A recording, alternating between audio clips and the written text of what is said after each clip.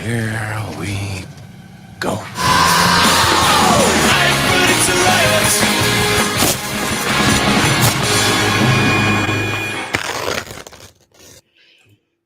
G'day fans and welcome back to another exciting Wednesday night with Aaron and myself yapping on about stuffs. And this time it's all about Battymans. We're going batshit crazy in this particular episode. Mr. Aaron, how are you going, old son? I tell you what, you're like living an episode of Happy Days, Sunday, Monday, Daggy Days, Tuesday, Wednesday, Daggy Day. You're on every single night, mate. How are you going? Yeah, not bad. It is a bit out of control. And I feel for the people who are watching these shows going, oh, Christ, don't tell me he's back again. You're like, listen to my dulcet tones. Absolutely out of control. But there you go. So how's your week been, old son? This has been a good week. Supernova meeting Christopher Eccleston. That was on Melbourne this weekend. And then today I've had 2 huge boxes delivered from Auction House in the UK, where I bought a big lot of Doctor Who toys and other stuff. And I'm actually here with you guys chatting about stuff rather than opening these boxes of toys. So that's how much love I have for the show. So you meant to say you actually went and met a genuine Docky Who, is that right? That's absolutely one of the dockiest Who's of all. I absolutely love it. Aaron told me that apparently other people are now starting to say the word Docky Who. And in fact, one of the reviews, I think it was an episode or 2 ago on YouTube, somebody called Tenway Voice, I think it was, actually used the phrase and asked, would we be reviewing a Docky Who episode? I go, oh, my influence is spreading like a disease. How good is that? Yes, it's gone viral. Love it. I like this. What's this? 2 collectible nerds in Gotham City. Well, I wouldn't say that we're collectible because we're definitely out of our packets and we have been used and abused. What can I say? What do you reckon? I think so. We're like in Gotham City's gutters, not like mint on card, that's for sure. Yeah, no, exactly right. And Christy said, I like this one, Christy. There's a highlight of a week. Oh my goodness gracious me, Christy. That is just tragic. I mean, on channel, must be something like MasterChef or My Kitchen Rules or something has got to be on tonight. So, but if you're watching us, that's absolutely fantastic. What do you reckon, old son? I reckon don't tell our viewers it's tragic that you're watching us. That's kind of counterproductive. So. Well, as Russell said, yeah, we feel your pain. Yeah, well, yeah, our job is to cause pain. That's the thing. That's what we like about it. So, and Christy's confirmed, yes, she has no live. Well, with us for the next couple of hours, you do have a live. So celebrate it with all the other people who are watching us. Just for myself, I'm just going to chuck this one in.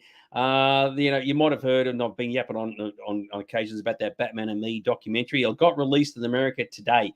So there are some interviews and things floating around on YouTube and here, there, and everywhere. I mean, we won't see them much here. You have to sort of go looking for them. But the past week, I've sort of been doing the old interview with this person, that person, whatever. And you might remember a guy called Ralph. Oh shit, he's forgotten his name. Garland, whatever. Big Batman collector in America. He's on the Blu-rays. If you've got the 60s DVDs and the Blu-rays, was on one of the special features. There's a big collector. It has Adam West turn up to his house. That actually aired yesterday. And Jeffro, one of my dudes, found it by accident because he actually subscribes to this guy's podcast. And he goes, mate, you wouldn't believe who popped up today. Daggy do. So there you go, mate. Oh, that's my 5 minutes of fame. That's pretty cool. And if it's officially been released now, do you know what we can all do? We can all hop over to Rotten Tomatoes and certify Dags fresh. Yes, that is actually listed on Rotten Tomatoes, which is absolutely hysterical. And you're right, no one has said anything about it at the moment. So there you go. Thomas has asked, are we able to watch it here? And the answer is no. It's only available on North American streaming services. You can, if you go to the website, which is batmanandme.com, there's a section called Watch. And there's all these areas like Amazon and YouTube and this and that and iTunes and whatever. You may be able to stream it from. I don't know. I haven't checked it, but you may be able to do that. But yeah, it's under batmanandme.com. Have a look if you haven't had a chance. So there you go. Very, very good. Was it? Yeah, an auto. Yes, exactly. No autographs, just throw money. Yes. Yeah. You what said $2 today. Tomorrow there'll be $1. So what do you reckon, eh? I think so. Stuff. I think anyone who has a VPN can probably log onto that site and adjust their global location so they can somehow watch you and the Batman documentary. Yeah, very much so. I like what the Viola said. If this show was a cereal, it would be Fruit Loops. Well, we are kind of a cereal because we keep popping up each week. So good. I love it. Yeah, Fruit Loops and nuts. Yeah, more nuts than loops. What can I say? Sorry, I was just going to say more like All Brand because we're on regularly. Tell you what, if you ever have issues, constipation and whatever else, just watch us. We're the best laxative around. I can guarantee that because we definitely give people the shits. Very, very Rip it cool. off the All card right, so Reno. I look at this one. William's already said, I'm watching another live stream. I'll see you later. So he's already, it's not War of the Worlds. He's obviously buggering off and leaving us. So there you go. Very good. Very good. I like the fact he even told us that. It's like, oh, guys, I'd love to stick around, but I'm pissing off and I'm leaving you. So I'll absolutely love it. So at least he's very good. polite. All right. So tonight's a big Batty Man episode. So if you like your Batty Man stuff, especially the new movie that's come out, and we did a review on that last week, I think it was, be sure to check that out if you haven't. But don't do it while we're on right now. But we are going to be talking about some very, very exciting things that are coming out. So let's kick it all off, shall we, with a little bit of this.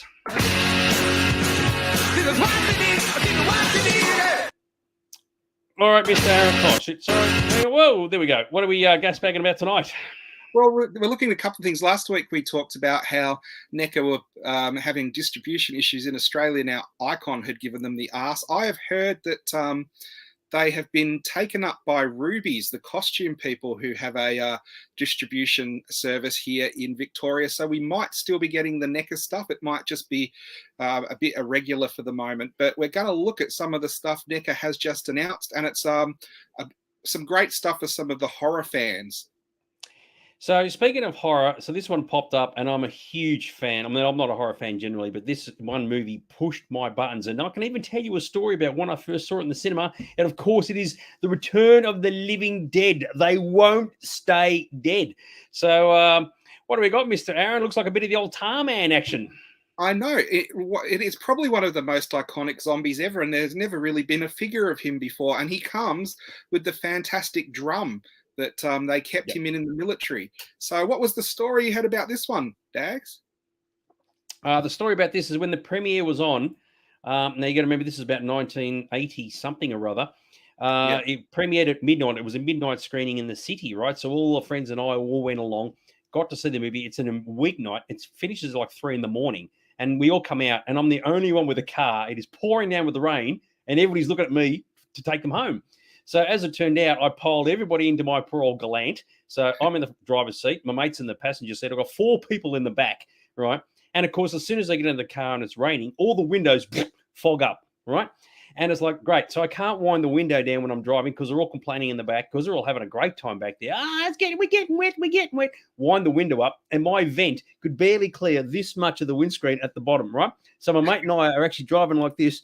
Where's the road, dude? Where's the road? At 3 a.m. It's just had accident written all over it. But no, I got everybody home safely, and it was a fantastic screening. Absolutely loved it. So there you go.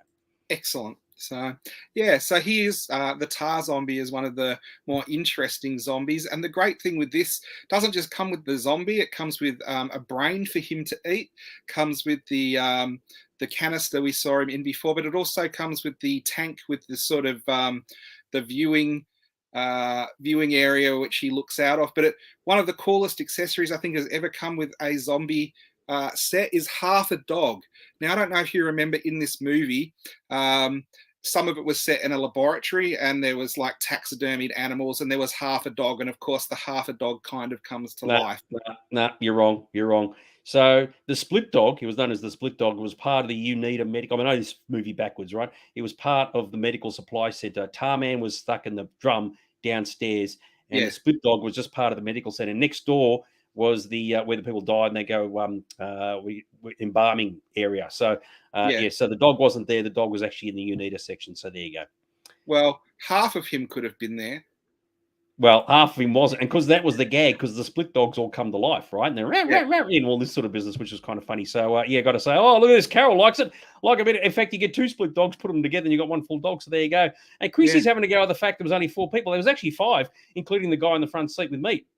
So I was carrying 5 people in a car only designed to carry 4. So there you go. But I like that wimp. Okay, well, that was back in the 1980s. I was allowed to be wimpy back then. But they all looked at me to drive them home. So if it wasn't for the Dags, they would have been stuck in the city. So there you go. How good is that?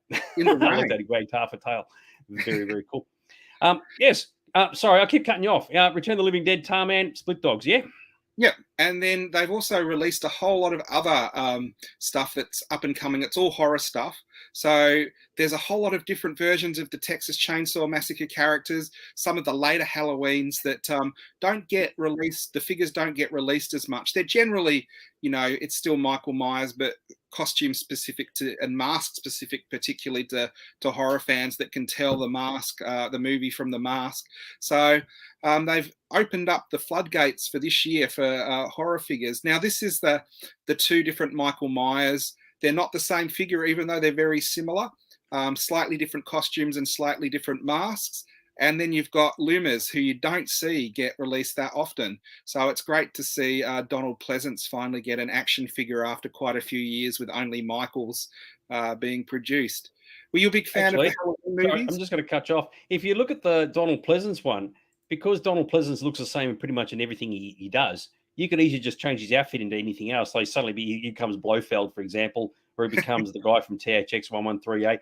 Because he's like, just whether it's the beard or no beard. So, just rechange. You can, give him all these different outfits, and he can be from any movie you want. How good's that? A man of a million roles, I guess. Yeah. There we go. See? There we go. Even Rusky Babes are thinking on the same wavelength. So, yes. Yeah. So great to see that one's coming out. We've got some Killer Clown action from Killer Clowns from Outer Space. There's a different version of Michael there again.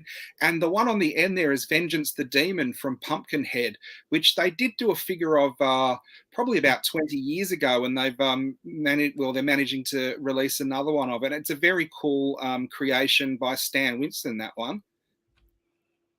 And then different versions of Leatherface from Texas Chainsaw Massacre, Return to the Texas Chainsaw Massacre, and I think the later version that they've just done, the reboot of Texas Chainsaw Massacre. But it is interesting because Leatherface is one of those characters I thought, there's sort of one distinct Leatherface. I didn't realize there were so many different versions from different movies. There you go. Now, these are very cool. Do you know what these ones are from, Dags? No idea.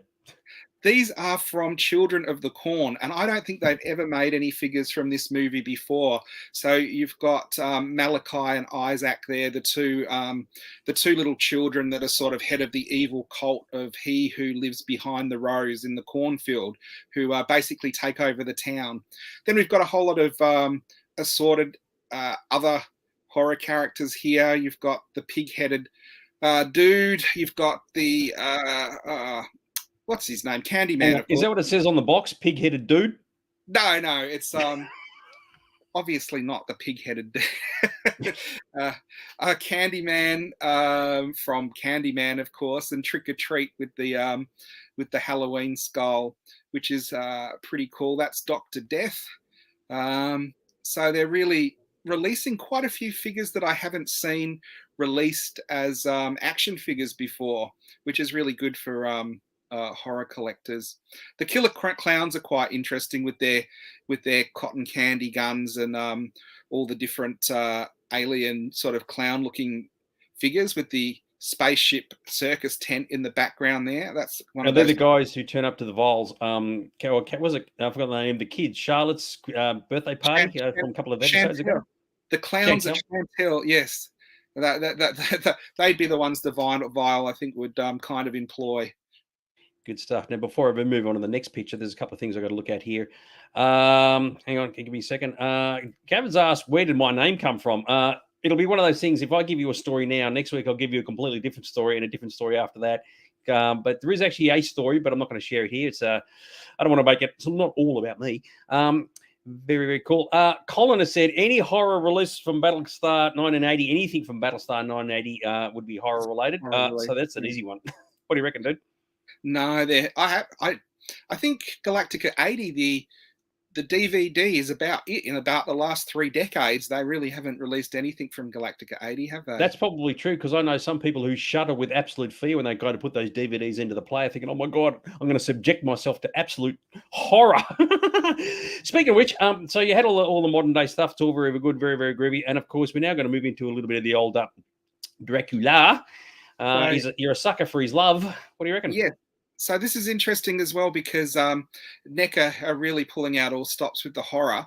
And I guess a lot of the horror that gets released is the American Universal horror, but they're actually releasing some of the Hammer horror as figures, and that is the Hammer version of Frankenstein and the Hammer version of Dracula, which is, of course, Christopher Lee.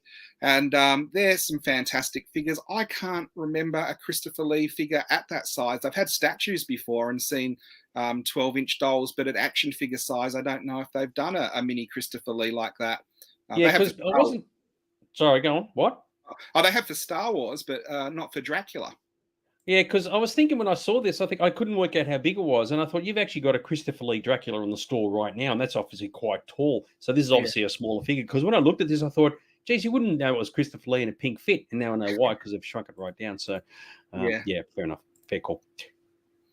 And we've seen the Frankenstein from the Curse of Frankenstein. So that's one of those. Everyone has the iconic vision of the monster from Frankenstein as the monster with the bolts through his head, but they couldn't use that design when they used when Hammer did it, because it was actually created by Universal Monsters. So this is a different version of Frankenstein that isn't as well known, but it is still a classic Frankenstein.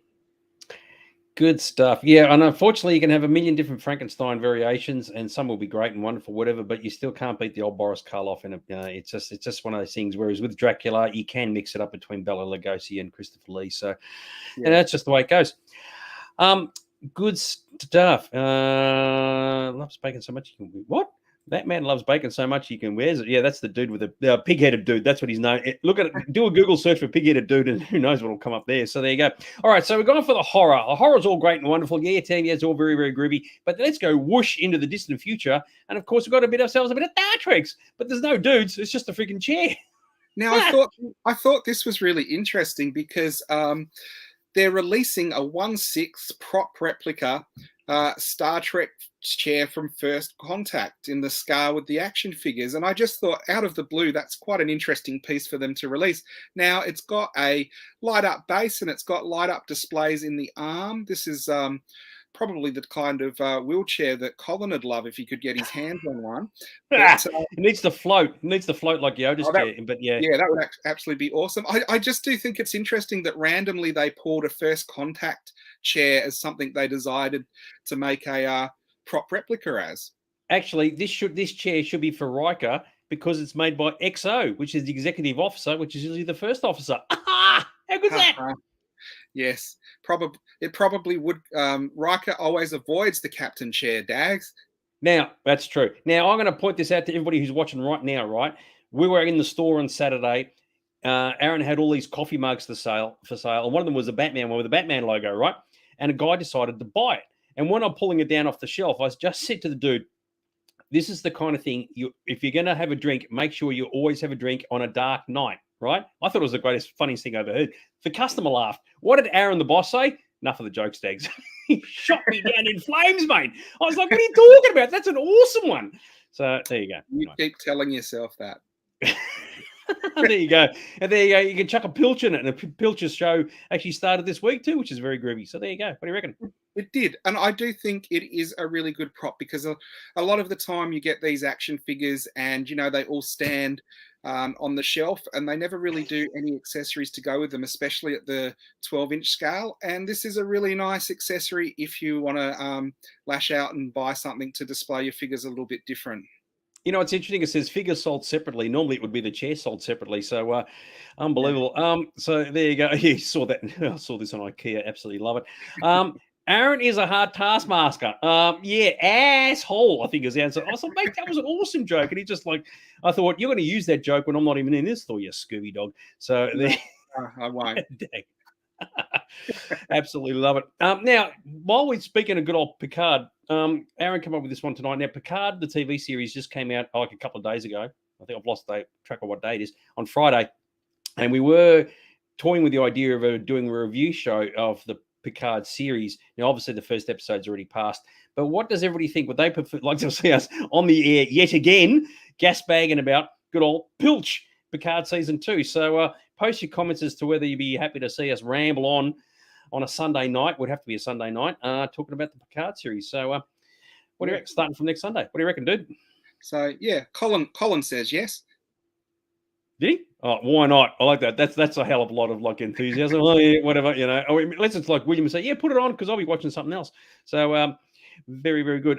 Colin said he likes the Charles Xavier chair, please. That's true. Yeah. And I can just imagine Colin sort of rocking out at his house in that huge chair that Q comes out in to judge people in. now I love this one, right? So we've gone from go for it to maybe to absolutely. Oh, no, we know who the favorite people are on this particular episode, aren't we? So there you go. No, we're not talking about the series, Picard. We're talking about us talking about the series. So more of us gasbagging. So oh yes, if you did that, you'd have to sit through it. Oh, that's a bit harsh. So there you go. We're obviously not doing Discovery, but maybe Picard we can do it. So very, very cool. All right.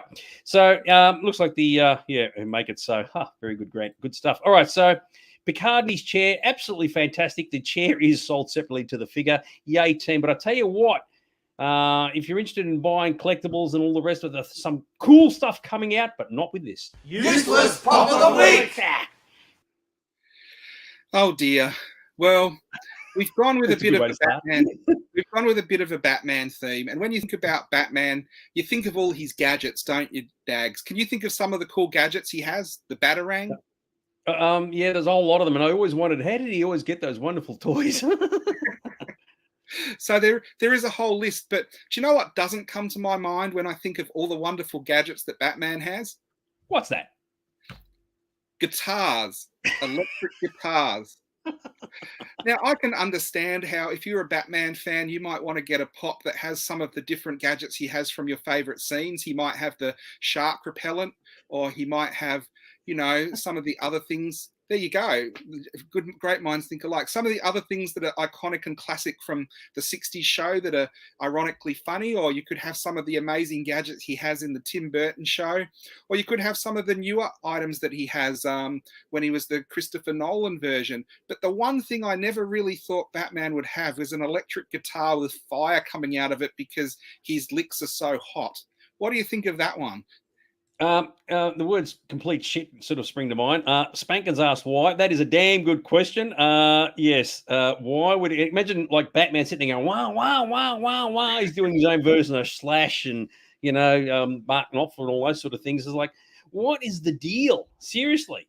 It's one of those things where it almost looks like they made too many like Gene Simmons bodies for Kiss, and they're like, what are we going to... Oh, we've got a lot of Batman heads here. Whack them on, and we can do a variant of Batman. But it is one of those where you do wonder, like, how many of these are actually sold by fans that want them, opposed to fans that are collecting them because they just have to have one of everything. Thomas asked, what would he be jamming to? That's obviously easier. The Batusi, get a little bit of this and a little bit... I was thinking the same thing, actually. But there is one of those things where now do you do the whole of the Justice League with different instruments to have like a super band? Either that, or the next one will be like with the drum set, and the next one that has he's got a microphone, and they produce an actual music band of Batman characters. So that is ridiculous, isn't it? So yes, there you go, kids. If you're a Batman pop collector, this is an example, which is ironically because I covered this off in the Batman and Me documentary about buying things that you don't want to get, but you're forced to get them because you've got all the others. And you're getting exploited by the manufacturers. And that's a perfect example of that. That is complete shit, right? But people will go, well, I've got all the other Batman pops, so I have to get it. It is worthless. It is completely stupid. And, of course, the manufacturers will go, well, if all the guitar ones sold out, let's do all this other music-related thing. So it is a bad. Do you know what that means? Do you know what that means? It's just around the corner. It means that... Here we go. Christie's on it. Yeah, Bat Out of Hell. Very good. Maybe that's the link. So, although should he be on a motorcycle? But anyway. So yeah, yeah. I would buy anything for love, but I won't buy that. I love it. Absolutely love it. But maybe that's a very tenuous link. And of course, Meatloaf's passed away, so they thought, beauty, let's exploit his musical abilities by putting him make an action figure out of his music. So anyway, what the hell? So, the sad thing about that is, it's not too far around the corner where the Mandalorian has a guitar and you've got Grogu on the drums or something. Absolutely love it. So there you go. Gavin has said that Joe Penn explained it. And what did Joe Penn say? Way up here. Okay, yeah, this is from the comics. Death metal. Very, very cool. All right, anyway, let's move on. We've got something very exciting coming up. It is this.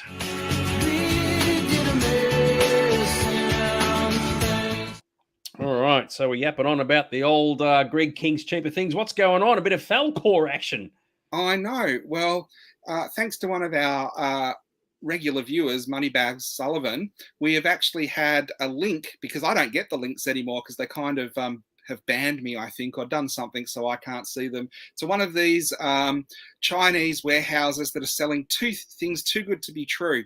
And we have a luck dragon in the shop. And it is one of the items that people come in and ask for all the time because there isn't a lot of Never-Ending Story stuff. So this came up and it has stuff from Never-Ending Story, Labyrinth, and I couldn't just buy one. So Greg has graciously popped a couple of these into his basket for checkout. Now here's an interesting one. This is Pseudidymus from the Labyrinth, but they actually advertise it as Squirrel. Before I go on, Christy also sent through a message to Sci-Fi Zone about this particular item as well. So it's so I've got to thank Moneybag Sullivan and Christy for that. I didn't pass the information on to you, dude, but yeah, Christy did. So well done. But very, very cool. Good No stuff. problem. So, well, we've ordered the Falcor, we've ordered the Squirrel, which is how they describe this one, and we've ordered another one. Half a dark. Half, you can say half your luck. Split dragon. I love it. Dear. Dog riding a dog. Oh dear. Very, very cool. So yes. The last one we ordered was, of course, the little worm from Labyrinth as well. And now the interesting thing is, because don't talk about Moneybag Sullivan like that. He's one of our regular viewers. Yes.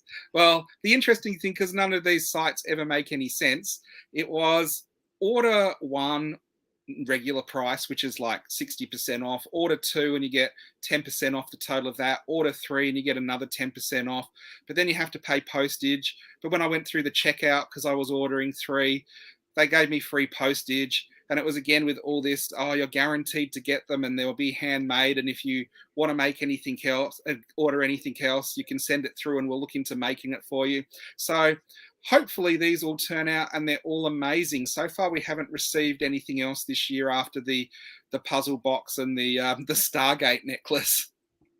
Actually, what I really do like is people who do come into the store who watch this show do ask to see the stuff that was bought from Greg King's Cheaper Things. It is in a glass cabinet right down the bottom, and it's a little bit squashed at the moment. At some point, we'll have to bring things out. But yes, people love seeing in the flesh what it is that you've ordered and what's turned up, rather. And of course, people then do spin out and go, "My God, this stuff really is just complete rubbish." So, and then they absolutely also amazing. Pass on their thanks to Greg King for organising all of this and doing this for us every week. So, thanks, Greg. You're a real soul man. Love it. I love this picture over here of the woman carrying the luck dragon. It's like, what's the deal with that? That's the interesting thing, because the toy, it's a plush toy that's posable, seems to change size from picture to picture.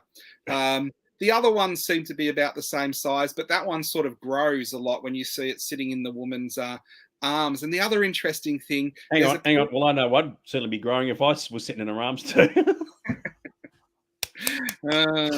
Yeah, no more jokes, Dags. So what is interesting, on the end there's a picture of leather pants. And you know, I put that picture there because the items that are from movies, so basically these plush toys, you can't find them on their shop. You can only find them if you have a direct link from someone on Facebook or something like that. They're hidden in the middle of a really sort of bad, cheap faux leather pants and jackets shop. So when you go to their shop and look through, you find all these you know, crappy jackets and very stylish pants and shoes with the zips and stuff like that. So I don't know if we're actually going to see these things, but it's all about the journey, isn't it? Yeah, exactly right. And Gavin's made a point. Yes, I could do the photograph with my cat, but she's asleep somewhere else at the moment. But I like it. Greg has said that the display in the store is Greg King approved. I would have thought it was Crinoid approved. Isn't that's a higher approval rating? Is that right, Mr. Greg? So there you go. At least it hasn't got the seal of disapproval. That's true. That's true. Yeah. So here's Greg King's garage sale is open for business this year. We've really been pumping some stuff through with the orders.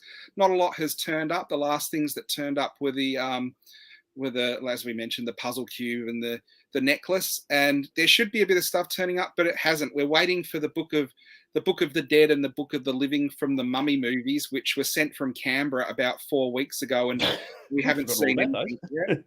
Maybe they got caught in the floods.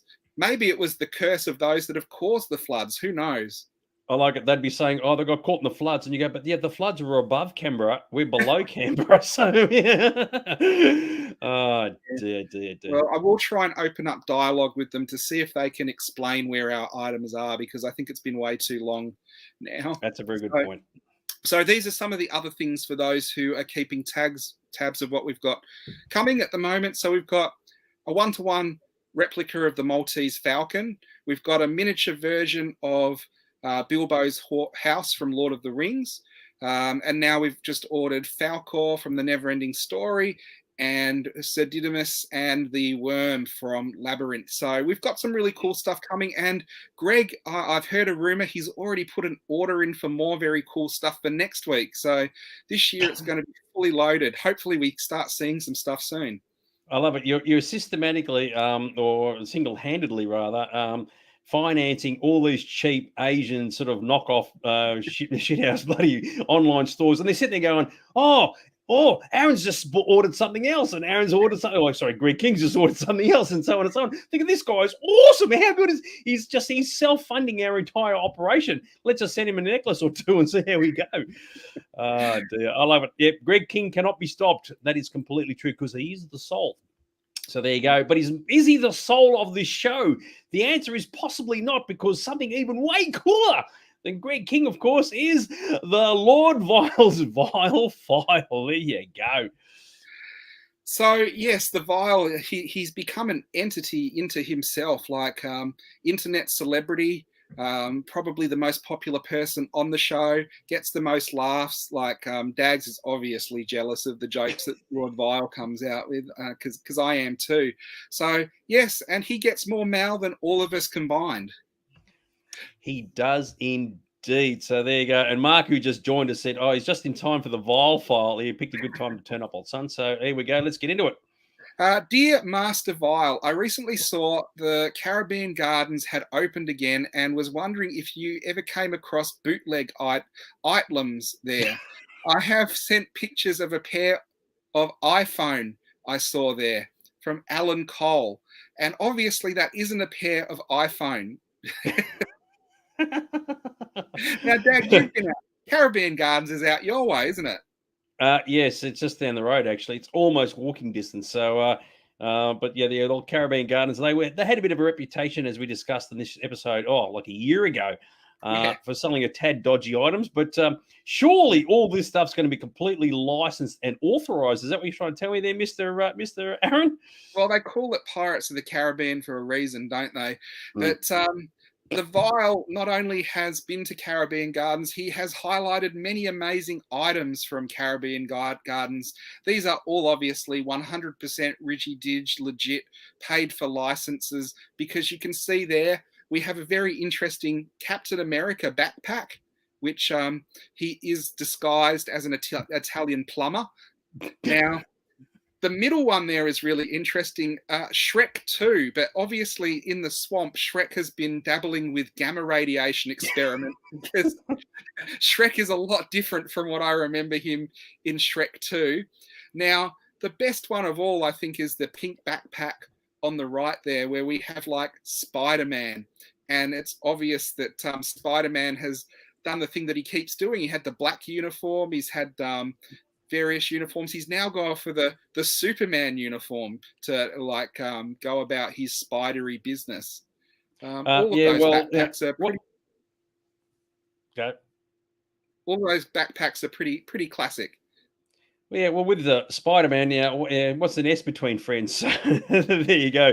Shrek is ripped. He is indeed. So yes, very, very cool. Yeah. It's a slight identity crisis with those characters. Now, there's also, when you go to Caribbean Gardens and some of the markets like this, a plethora of amazing yet cheap toys. And the Vile has picked up some of the most popular toy lines you can think of. You've got combat action Spider-Man dudes, which are basically Rambo gear with Spider-Man as the figure that comes with them. And I love the one underneath because my favorite scene from No Way Home is where Spider-Man got an AK-47, got on the ground and shuffled across, shooting the shit out of everyone. And you can buy that toy at Caribbean Gardens. Now, next to Spider-Man, sorry, Dag, yeah? Yeah, you know what happened was happening then. That's when his spider senses were tingling. Next to Spider-Man, I don't know if you can see it because it's a smaller card, but we've got Special Man. Like, he's like Superman, but a bit special. See, when I saw that, hang on, I'm going to cut you off. When I saw Special Man, I thought, oh, why is there an action figure of you in there? Thanks, Dags. And then next to Special Man, we have Batman, who looks pretty special too. Above that, you know where you have the multiverse and you add different franchises together. I don't know if you've ever heard of Blue's Clues, and I'm sure you've heard of Pokemon though, but they've added the two together and you've got Monster Clues, where you've got characters from Blue's Clues and you've got monsters from Pokemon. Now that's genius because you've actually broken two copyrights with the one toy instead of one. I'm just going to backtrack a little bit. We saw Shrek a moment ago, Shrek 2, and I like this one from Daniels. I hope you said that Princess Fiona has radiation proof. There you go. There's a few good jokes you could have there. Now, continue on. And of course, everyone's favorite movie from the 80s was Ghostbusters, but the Vial found something way better than Ghostbusters. It's called Spook Chasers. Now, Spook Chasers looks exactly like Ghostbusters. It looks like you've got the Egon Spengler figure there from the real Ghostbusters line. But obviously, there's one thing that's different. That one doesn't have the license or the franchise rights. Underneath that, you've got another figure which is quite interesting. It's a smaller one, so it's a bit hard to see. But it comes in sort of the Marvel multiverse type packaging, and it's a Baff figure, and it explains that Baff is build your figure, and it's like a weird cross between a Power Ranger and Captain America with a bright multicolored Dayglow bike that he rides around on. So I do think, like, of all the Avenger vehicles, that's the one that the Winter Soldier probably would look the best on. Yeah, you do wonder what the deal is with the bike. When I saw Spook Chasers at the top there, I was thinking, when you say spook, typically that means people like who work for the CIA or the FBI or MI6 or whatever. So you chase those spooks. Unbelievable. No. I love it as BMX, man. Oh, yeah, BMX Bandits on steroids. Yeah, Nicole Kidman never looked so good. Is that what you're trying to say?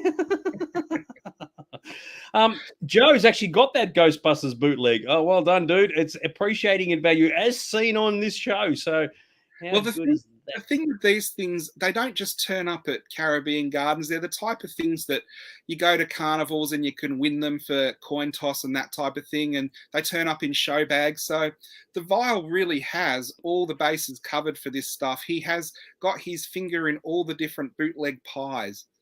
I like having a few fingers in pies. What can I say? Yes. Now, here's one of the coolest things ever. You've got like, it looks like someone's tried to rip off a pop vinyl. And just when you thought you'd seen some useless pops, that Marge Simpson there is actually a Minion like rip-off pop vinyl. So again, pop vinyl rip-off, why would you even bother? Minions, why would you even bother? And then you've got the Marge Simpson version of it that sort of, they must have gone to some effort to make something to fit in there. So Marge is yellow, Minions are yellow. Let's just whack it in the box because kids are stupid. And she says it's actually called a power bank as well. So make of that what you will. So I don't know where you put the USB port to recharge. That's for sure. Yeah. Yes, he does. So the other thing we've got there is Magical Boy, which I think is kind of meant to be Harry Potter because it looks exactly like him and is everything except for the name Harry Potter. But when you're looking at the actual thing that was branded Harry Potter, you've got bright blue. I guess he's on a wand, but it almost looks like a bolt of flames is shooting out his ass with some green wheels on him. Like that's the Quidditch match you'd want to see, isn't it? See, what you need to do is get this figure, right?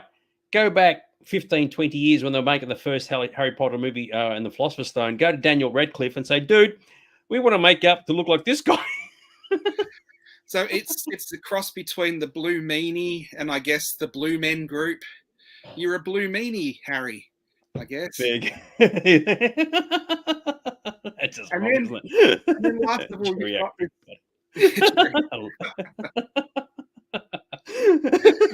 you're a blue. Maybe it got cold out there and out where the castle was. So yeah, he almost looks like the oil zombie, doesn't he, from the Neckerline?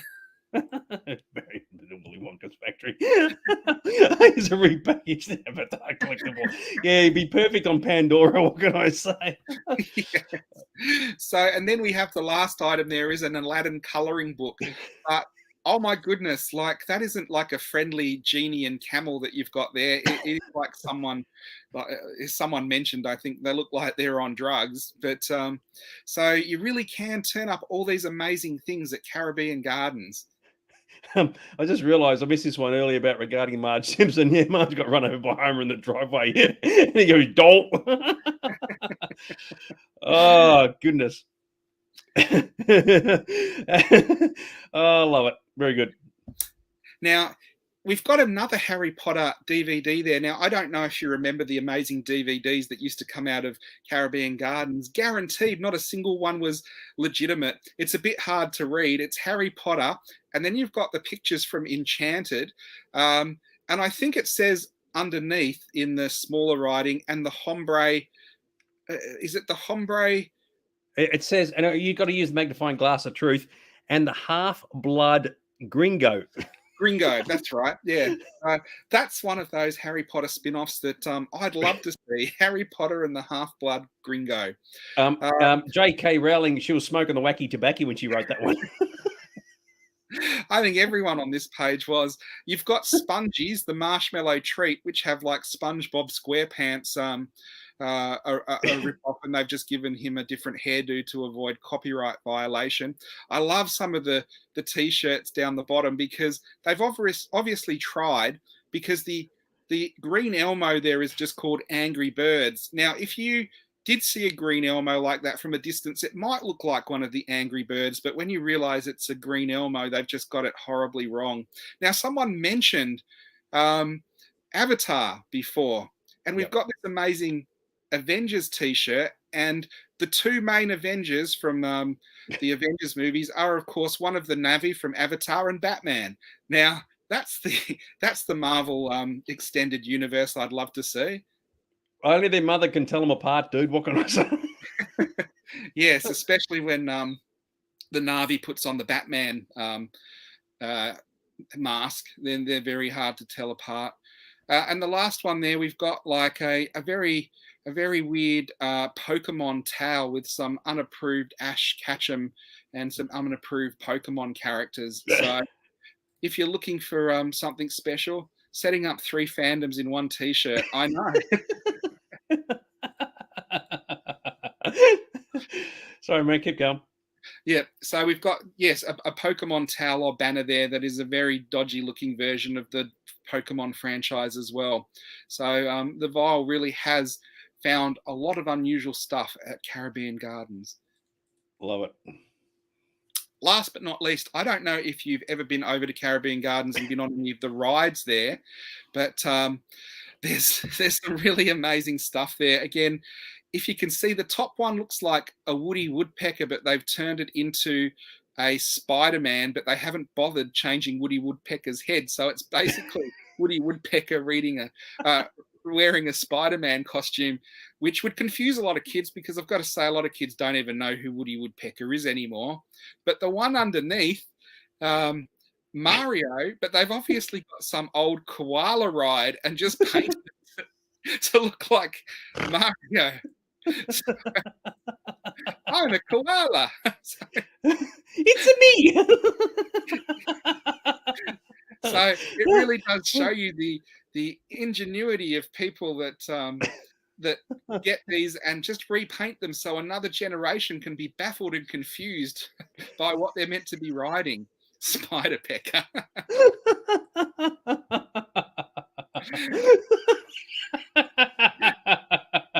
On the left there, you've got another banner that's hanging up. It's Super Mariano, which I don't know what that's about. Now, the two other interesting things, you've got like a kid looking very confused because he's wearing a samurai costume that is obviously a knight from the Middle Ages. But beneath, the one thing the Vial found for himself that is actually useful and not really a deception as to what it's meant to be at all. Can you get the magnifying glass out and read what that is, Dags? Yeah, the magnifying glass of truth. It's a manicure set. What else did you want? No, it's a manicure set which comes with needle nose pliers, and the reason the Vial thought this was amazing because this is actually what he needs for his manicures and pedicures. Yes, because you need a Phillips head screwdriver when you're doing a manicure. Well, that's to get the crust out. Oh, that's going to leave a mark. What can we say? Yeah. Unbelievable. So there you go. Yeah, very. Yeah, some hard to reach places.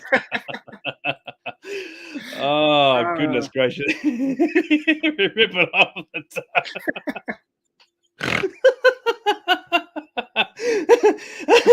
Oh dear, it conjures up all these images, doesn't it? So there you go. So what are you trying to say about all this stuff there, Mr. Aaron? Well, the Vial had a wander around Caribbean Gardens, got one of his bags and filled it up with bootlegs, and he's taken it home, and it's now all well and truly violated. Oh, I love it. Oh, Mario lost his stash. Oh, God damn it. That is grouse. So, very, very good. Oh, Jeepers Creepers. Absolutely love it. Yeah, so somebody asked earlier, Caribbean Gardens, yes, the actual Caribbean Gardens is closed down, but it's now like a special market that's opened up there just recently. So somebody else has moved in. And Russell made a mention earlier about a guy that we knew who made a feature film, and he actually found a rip-off version of his own movie being sold at the Caribbean Gardens, and he turned the guy's table over and like yelled and screamed and carried on because it was like, it's like, you see that name on this DVD? That's me. So where's my money for selling this, you Scooby Dog? So, yeah, absolutely love it. Yes, you're right, Carol. Taking violating to a new level is violating, not violating. That's a completely different thing. But yes, it is most definitely. Oh, dear, great. Very. I like the Mike secrets. Oh gosh. Maybe any final words before we move on? Sorry, you going to say something? Maybe the Vial could do walking tours of interesting places and features of interest in Melbourne. I'm sure, like many people, would like to hear his insight and look at what he can dig up.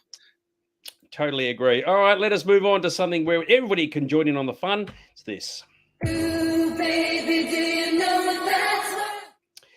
All right, so we're yapping on about the old eBay. So what are we talking about tonight, Mr. Aaron? So because it's kind of been a week where Batman was released and we're going to do our main feature on Batman, I thought I would take a look at some of the items that are available on that worldwide flea market eBay that are Batman related. So we've got a Batman theme tonight. So put on your Bat computers and see if you can work out what this stuff went for.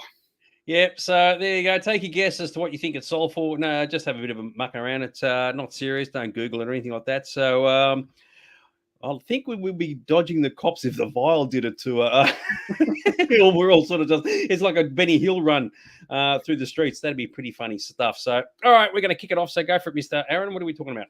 This is a really interesting one. It's Superman Super Comic #1, Superman and Friends, 100 pages comic, Silver Age. Now, this is an Australian comic, and I remember these type of things. I don't know if you'd remember at Christmas from Woolworths. They'd have these giant, you could buy them at Woolworths in the city. They'd have these giant Christmas stockings filled with lollies and comics and puzzle books and all these type of things. And I remember getting these sort of super comic book coloring in on the spiral bound edge from those. So when I saw this, I was like, oh, that's amazing. That takes me right back. Now, this is obviously a bit older than the ones I would have had, but I think everyone growing up had that same kind of thing. Do you remember these?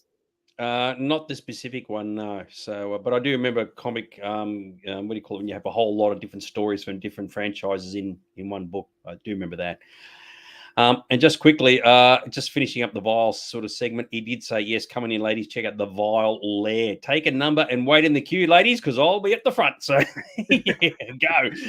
All right, so what does everybody think? Superman Super Comic number one. Number one, there you go. There were 38 bids on this one too, so there was a bit of interest. Ange, before we even got started, said 55 cents. I don't know if he wants to keep that or not, but we'll assume so until he changes his mind. Carol said 3.55. Gavin has said $5. Christie's at 15. Michael's at 50 cents. Oh, Spankin reckons he has it. Oh, there you go. Moneybag Sullivan is at $2. Where are we? I think there's a stack of these. Garage sale, $2 each. So Greg has said $2 as well. Violating all these super comics is the Vial at 5. Thomas is at 175. Joe has gone 500. Oh, he's gone right out of the box. So there you go. So what does everybody else think?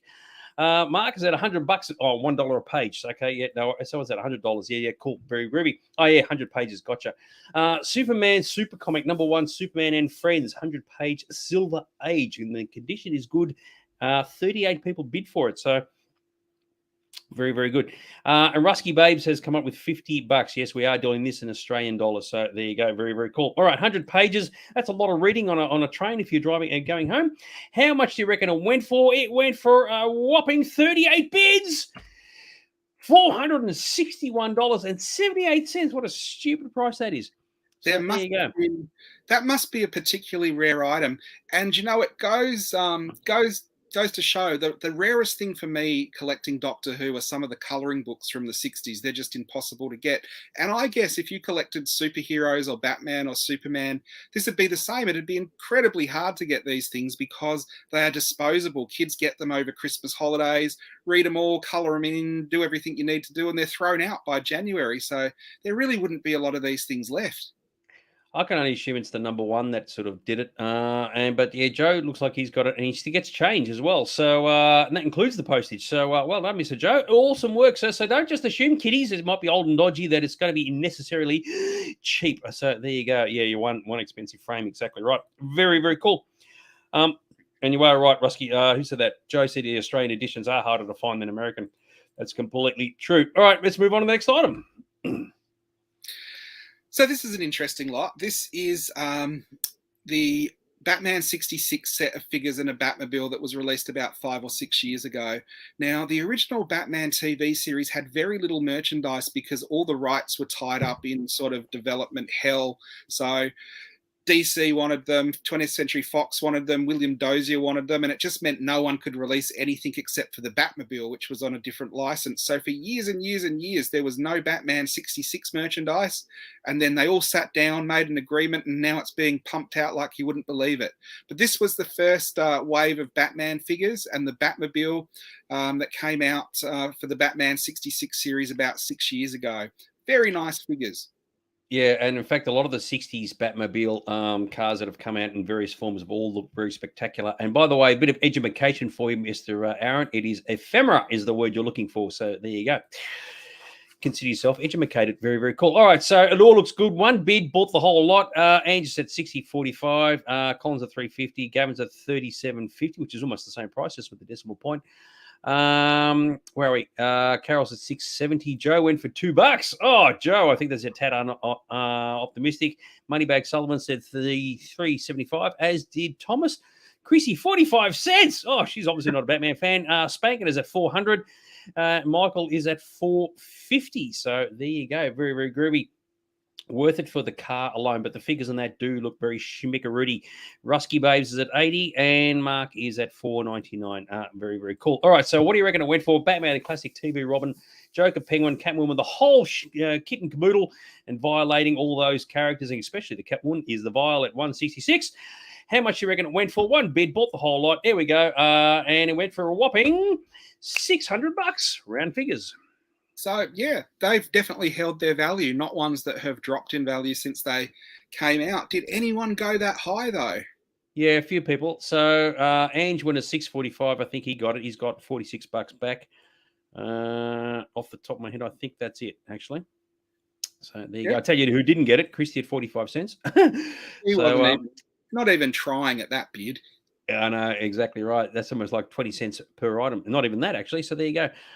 Yes. So well done, Mr. Ange. Well done, sir. And the man who usually chucks in a bid before the item even pops up is the winner. So very, very cool. $45 postage, and you're cooking on gas. And would you want to buy these things again? No, no, no, no, no, no, no, no. All right, move on. Here's something really interesting. This is an entire factory case. So not one box, but 42 boxes of Batman Forever stickers. Now, that's a lot of stickers. Inside each one of those boxes, I think you have like 36 packs, and then you've got 42 boxes of them.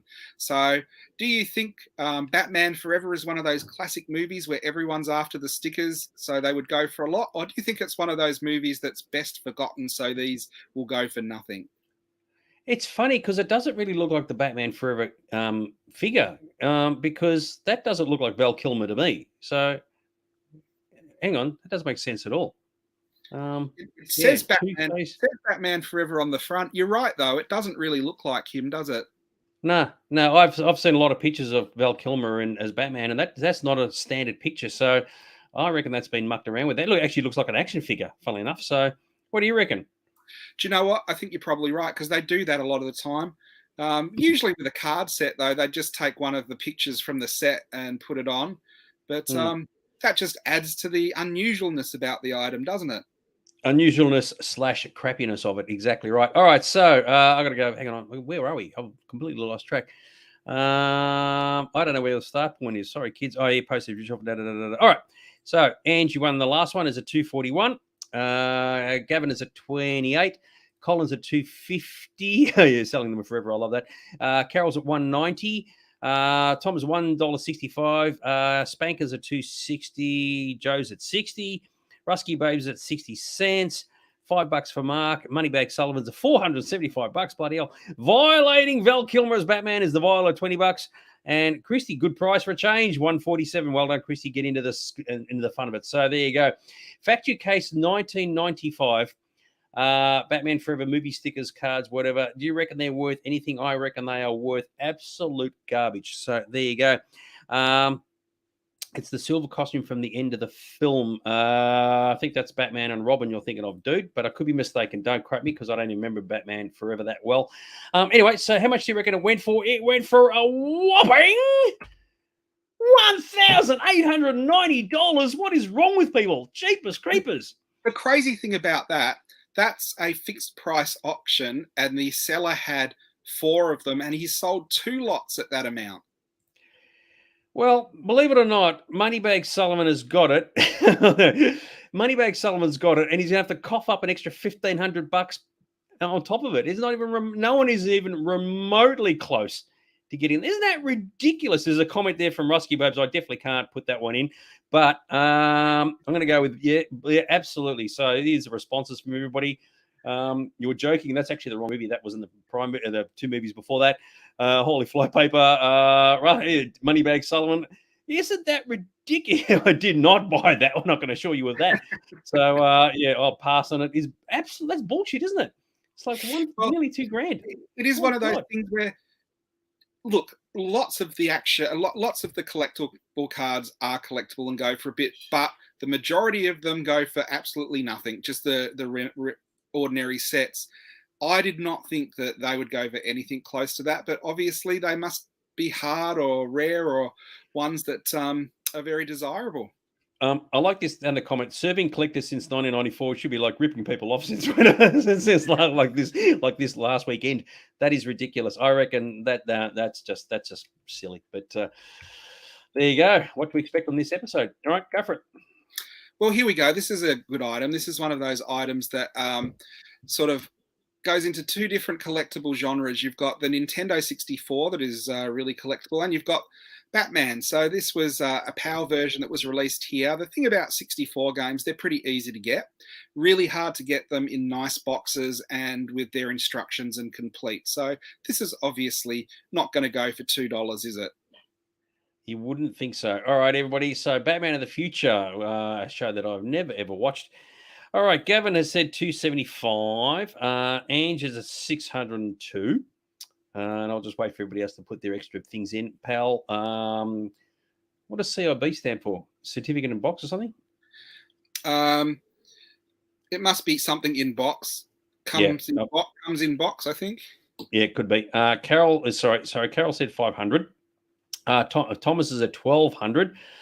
Mark is at $9. That's a huge contrast between those two bids. Moneybag Sullivan is at 350. Return the Joker Nintendo 64. God, the old Nintendo 64s. Remember when they first came out?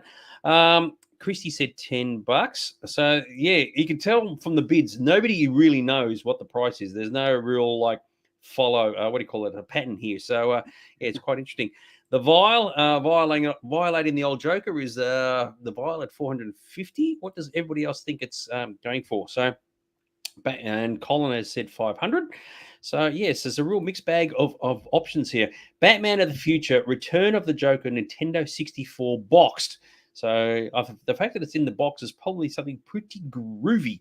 So how much do you reckon it went for, kiddies? I reckon it went for a whopping $595. There you go. It is one of those things that's pretty close, Angelo. But it is one of those things where the Nintendo games, even the ones that didn't used to go for a bit, are creeping up in value if you've got the original box. Interestingly enough, if you just have that without the box, you're probably looking at 1/10 of the original of what that's actually got for, because there are so many of them that just got ripped out of the boxes and the boxes are lost. Yeah.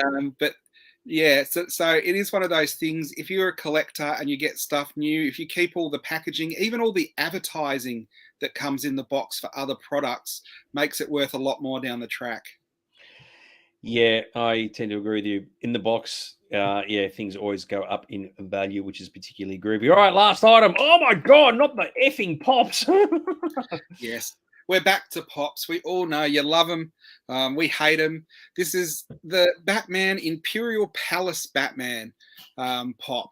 So I don't even know what that means, the Imperial Palace Batman. I don't know if it was made for a special event or a special location. It comes in a red box instead of a white one, so I'm saying it's a limited edition one.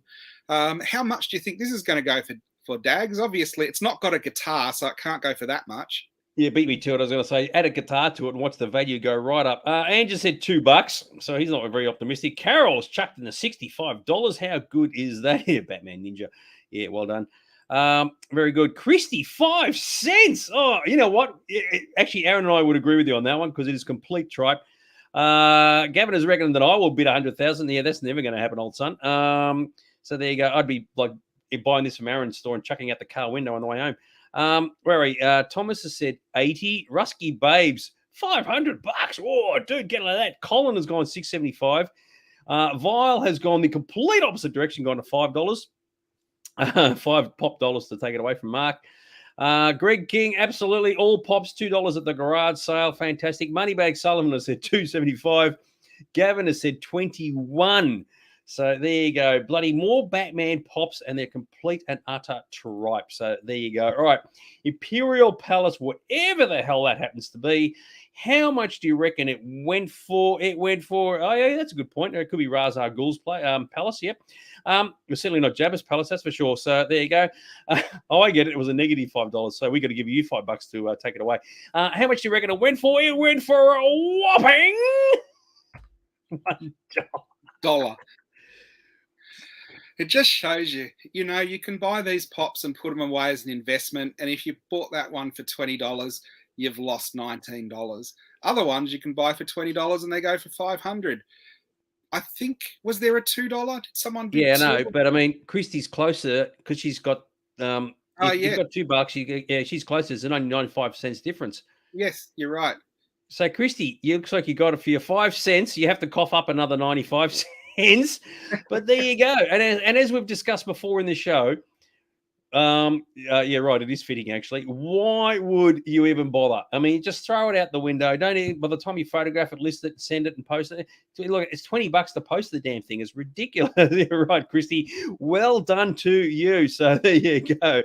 It's all good fun. Moneybags has said that. Hang on, I've lost it. He thinks they're still available in the shops. Not normal shops. Normal shops wouldn't store them as stock this in a pink fit. But there you go. Well done. Yeah, I agree with you, Gavin. What's the world coming to? So, yes, $1 for a piece of absolute tripe. So there you go. What do you reckon there, Mr. Aaron? I think it's one of those things that proves if they go for nothing or they go for a lot, the only winner every week on our eBay segment is Australia Post. Yeah, exactly. Actually, that's a very good point too. And you maybe if you were the Australia Post person filling it up and go, oh yeah, there's a pop vinyl here. They're probably not worth anything at all. And that's exactly right. Rusky Babies has said you can't get it right, but that's part of the gag. It's part of the fun. And you'd be surprised. Sometimes you can score a win on this particular segment, and you go, "Oh, who knew that?" I mean, Chrissy said 5 cents. She probably just did that as a bit of a joke, and she ends up winning the damn thing. So there you go. Yeah. Be proud of it. Be loud and proud, Chrissy. You've won yourself a pop vinyl of Batman from the Imperial Palace. Treasure it forever. What can I say? What do you reckon there, Mr. Aaron? I think it'd be cool one day if we actually won all of the items ourselves, so the people who actually won, we could send them out to them. Yeah, exactly right. So there you go. Maybe you can buy them from some wacky places in Asia. Anyway, speaking with the Batman theme, it's time for us to move on to our particular discussion. And what are we talking about tonight there, Mr. Aaron? Well, we've had a bit of a Batman theme, and Dags and I talked a bit about the new The Batman movie a couple of days ago. And this is interesting because I saw an article where this movie, the new Batman movie, is the most merchandised Batman movie in a decade. And usually we don't really look at a lot of the current trends and the current merchandise that's around, apart from in the news section at the start of the show. We usually look at retro stuff, but we've looked at retro Batman, and I thought, you know what? Dags and I both saw this movie. A lot of people are seeing it. It's pretty fresh. We can have a look at what's out there, and do we think that the stuff is warranted as collectibles, or do we all feel that we're getting ripped off by, slap the bat symbol on anything and the poor fools will buy it? So we're looking at the Batman memorabilia.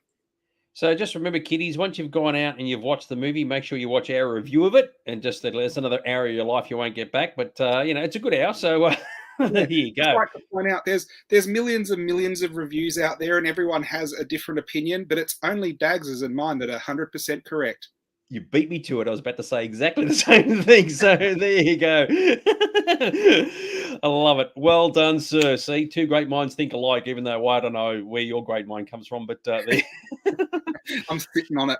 I think the interesting thing about the Batman is it's been in development for quite a while. And because we've had a really unusual sort of couple of years with cinema releases because of COVID, a lot of movies have blown out on their deadlines. So you've seen movies that were meant to come out 18 months, 2 years ago, are only just coming out now. And the Batman is one of those movies where it was massively delayed. The filming stopped and they went back and refilmed it. And when you hear this, you often think, oh, the movie's in a bit of trouble. It had a lot of negative expectations online because some people didn't think Robert Pattinson would make a good Batman or Bruce Wayne. And then the different designs come out and they were like, what the heck is that? That doesn't look anything like the Riddler. The movie's come out. I think most people are impressed. It seems to be more popular than negative. But it's interesting because the merchandise probably has evolved over that time, because it's one of the few times merchandisers can actually read what people are saying online and have enough time to react for when the movie comes out. And the poster campaign of this is really interesting because the posters have been coming out for 2 years. So there's a lot of different posters, and the campaign really changes direction and is sort of all over the place. What do you think of the posters, mate? Yeah, good. I'm just going to touch on a couple of points. So this could quite easily, we'll discuss it further as we get into this show. The production of merchandise is one thing, whether it sells or not is another thing. And of course, the one thing about this particular film is that it's not geared towards children, obviously, who would be, and some of the products are definitely aimed at children. So it's interesting to see how that will pan out. And as a few people have said, so Jeffro has said it's the last 10 years since the last full Batman movie, The Dark Knight Rises, which is fine. But the problem is you've had Batman in between with the Ben Affleck version. So if you can get your head around the fact that there's all these different actors playing the same character over the past 15 years, then you'll be cooking on gas if you can handle that. And yeah, that'll do. So, all right. So regarding the posters, so it's obviously a lot of red and black. Seems to be the go. And that's the theme for this thing. So they're really like a very, very dark sort of noir thing. Sort of reminds me of the Batman Returns sort of look in terms of the darkness and the shadows. But I don't know. They're quite good. I mean, I wouldn't buy them myself, but very groovy. The text on it also reminds me of the posters for The Dark Knight, where the Joker had actually defaced some of the posters and written on them. So when I saw these posters, I was thinking it is going to be more of a darker movie, and obviously you've got sort of zodiac signs on them, so it's going to be a different movie from the regular Batman movies. And maybe this is a good thing because it gives the audience an idea of what they're getting themselves into, or maybe it's a bad thing because we're in the middle of pandemics and all these other things, and maybe people don't want to go and see a dark movie at the moment. They might, like the Marvel Spider-Man, go and have a big cheer at a movie. So I think it's a risk that they went dark with this, but I think it's a risk that paid off. Yeah, obviously when they were making it originally, the pandemic hadn't existed. So yeah, the timing, you could argue, may or may not work against it. I suppose McDonald's won't join in. Yeah, would think not. So yeah. So here is some interesting posters that dropped. They do what they call character posters, and the last ones we saw were character posters as well. This is interesting because it really doesn't fit the rest of the campaign, where you've got the red one, Vengeance, for Batman, but the purple, the blue, and the green one, I don't think really suit the direction they were going with the advertising for the rest of this movie. And these were earlier posters that came out and then disappeared again pretty fast. Did you see these ones around? No, I didn't. I've missed out on all this stuff. Everything I've seen in the pictures that you sent through today, I've never seen any of this stuff before. So it's interesting that they've included the Penguin there as well, because in the end, he's sort of a supporting character. It's not like a major one, but yeah, fair enough. So so they've done that, and it's obvious they've highlighted the characters that obviously the audience know and love, because you do that when you want people to come into the cinema.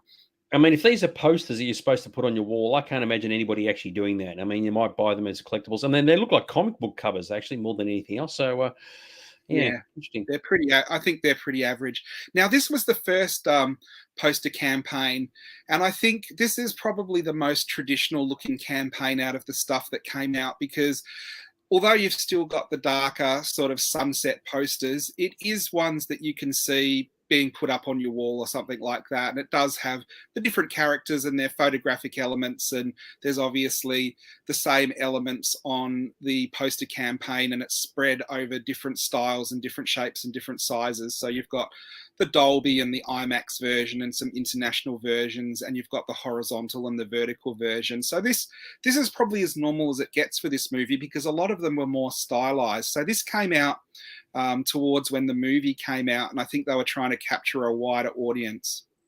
See, typically with some movie posters, sometimes the teaser of the poster, like we saw earlier with the scrawls all over them, can actually be more artistic and interesting than the theatrical release poster, because there are some films that have had teasers come out and you go, you know what, the teaser is spectacular because it is literally a tease. It's just one item and that's it.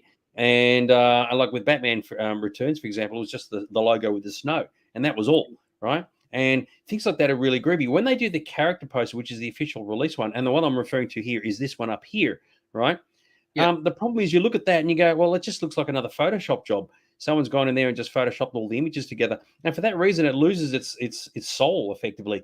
So they have to do it, obviously. But, I mean, that to me doesn't look anywhere near as appealing as, say, what we've seen previously with we got the Batman with all the red mixed in with it. So, I totally agree with you. And it's one of those campaigns, because I think it went along so long, there are like all these posters that come out, over the last 2 years that show different aspects, and they're quite different. I like Joe's comment, give me the hand-painted Indian or the Hungarian poster for this movie. I did look for international posters. There wasn't a lot of variation with the international stuff for this.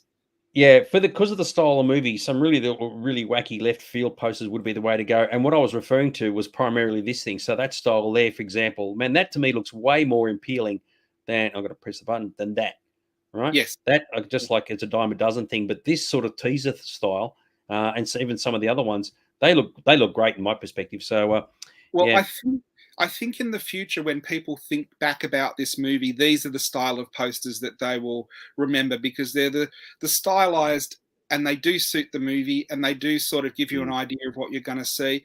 I really love the one in the center there, which is the question mark with Batman's profile, and it's sort of making the question mark as well. It's one of those things I think is quite clever, where you can go backwards and forwards and see the question mark and Batman.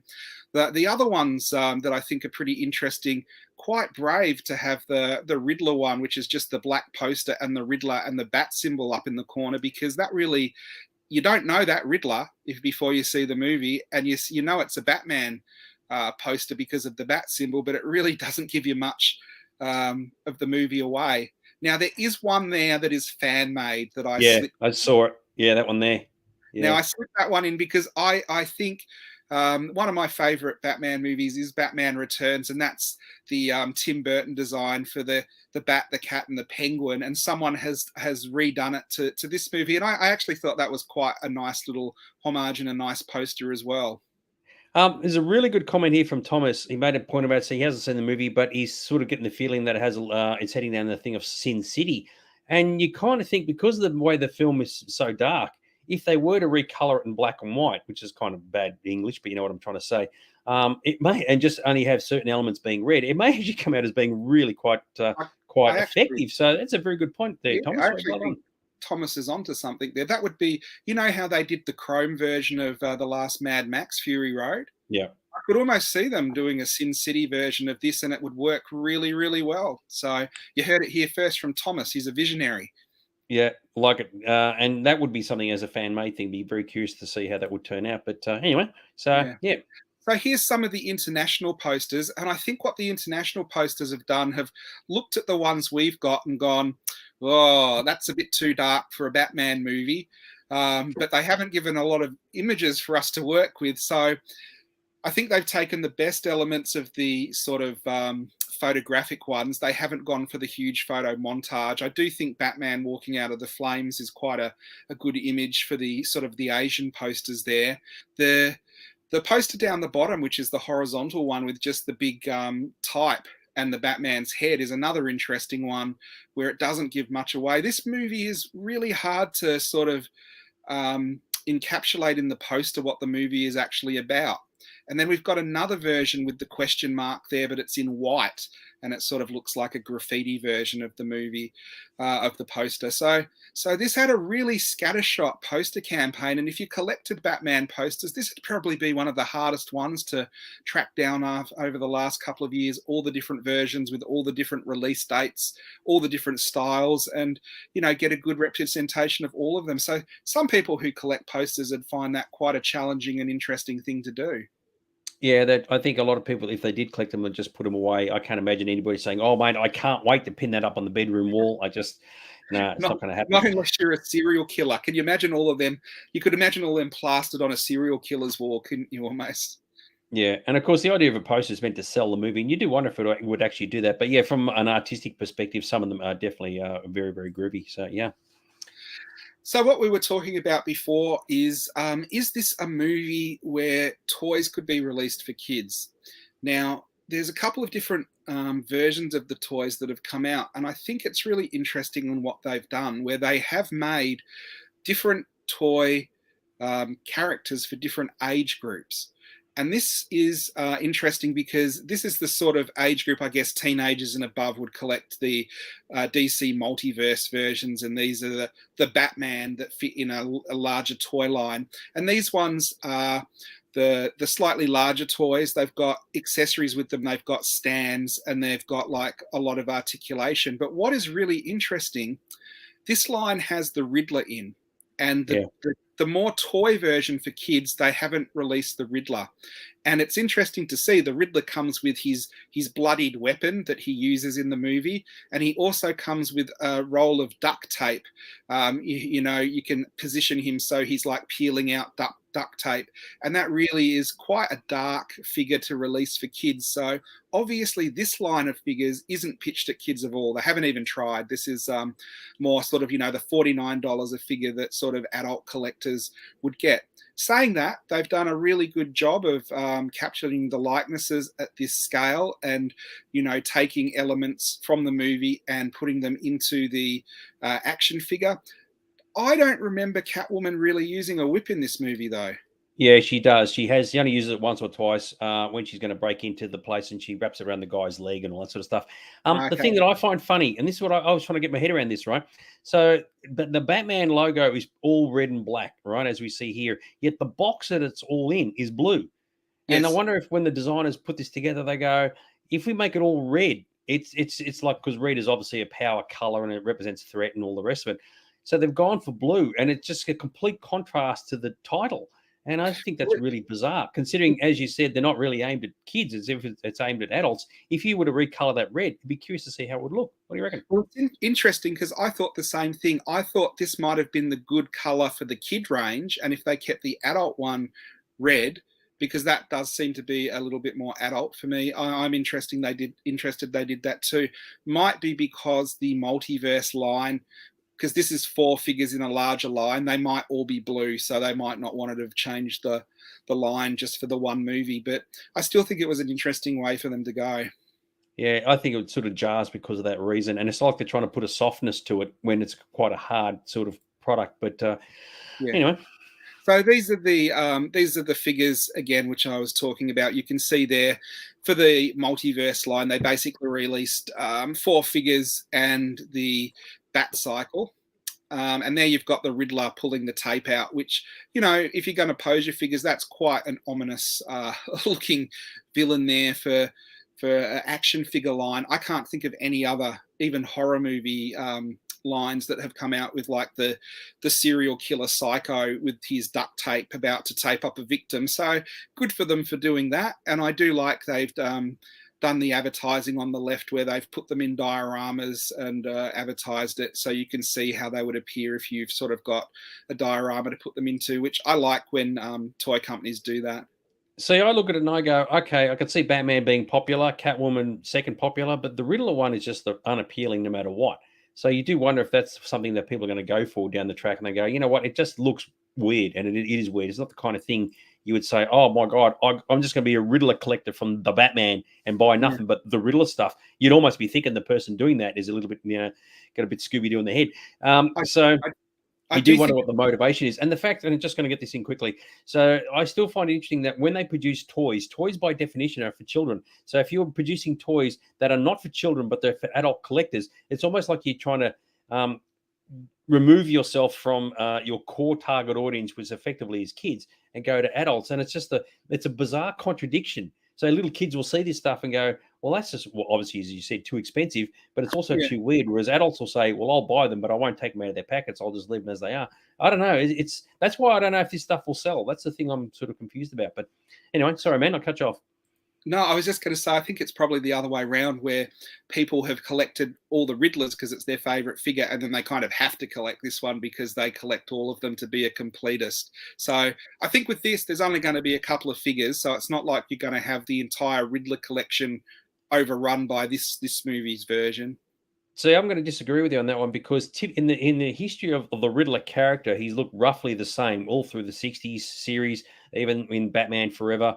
But this one is such a different contrast that if you took the question mark off the chest, it could be anybody. It just doesn't fit with everybody else. So all the other guys, the Frank Gorshin and Jim Carrey and all that, they all sort of followed a certain pattern, a certain style, had the jumpsuit on with the question mark on the chest and all the rest of it. And this guy's completely different to that. So one, I don't know if there are dedicated Riddler collectors out there, but if there are, they'd be sitting there going, yeah, I don't know. This is a little bit too left field for me to sort of cope with, and it's not an appealing thing to buy. So anyway, do you know what I would love to see?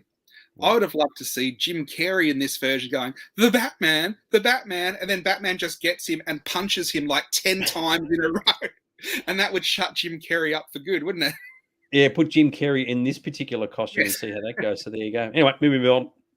So this action figure, I do think, is quite a cool action figure because what they've done the stylized thing where they've taken an action figure, but they've gone with the poster look of doing the red and black version. So they've highlighted it like a comic book might highlight a 2D panel on a 3D figure. And I do think these ones down the tracks are the ones that become iconic because they're related to the movie posters and then the figure. So these ones are the ones that I think collectors more enjoy getting than some of the other ones that we've just seen.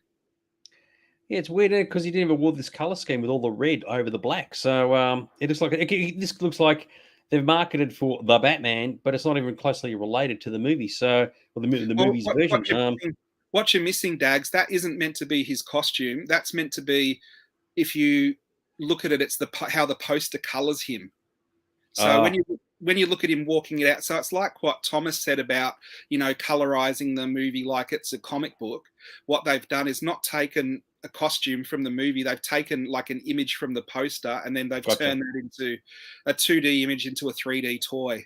Okay, gotcha. It does look good in that case, and yeah, it does look good. So it's an interesting sort of way of crossing a couple of genres because it looks like they've gotten that Batman figure from just about anywhere, and they just repainted it accordingly, as you said. So yeah. Interesting. So this is the smaller scale line, which is obviously more designed for kids. And as I have said, they have left out the Riddler from this because he is a very dark character, and they've gone more, I guess, for the adventure side of the movie. I don't know how this will go. I think this will still be more collected by adults that like the movie than kids. It is a long movie with a couple of action scenes. Now, the action scenes are, you can see the Batmobile scene here with the Penguin, and you've got the Bat Cycle.